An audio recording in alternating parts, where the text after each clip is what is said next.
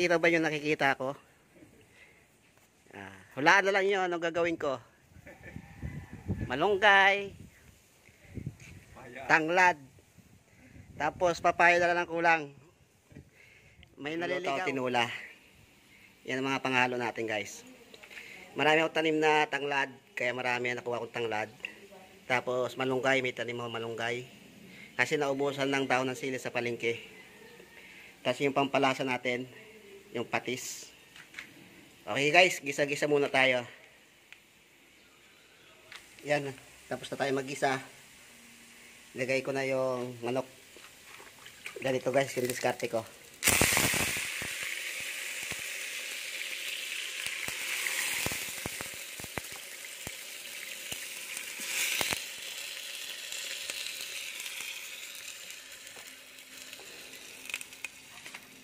Yan.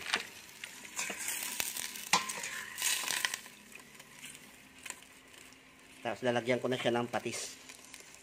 Pampalasa. Tapos guys, papakuluan ko lang muna siya. Takpan natin.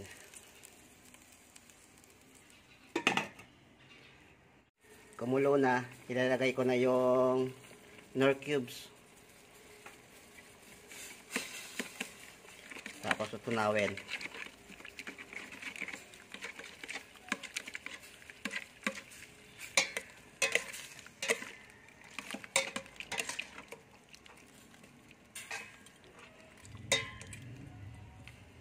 Tapos lagay ko na yung tanglad, tapos tubig. Ito na yung papaya, tapos yung siling haba. Gagawa sana ako ng sausawan, kaso yung siling labuyo 600 yung kilo. Kaya tiyaga muna tayo dito. Wala muna sausawan. Okay guys, takpan ko muna. Hintayin natin lumambot yung papaya.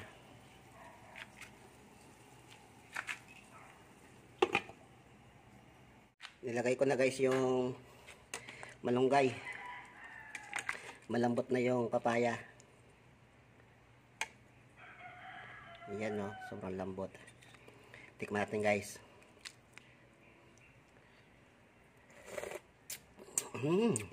Yummy. Sarap ko magluto. Luto na to guys. Dami oh.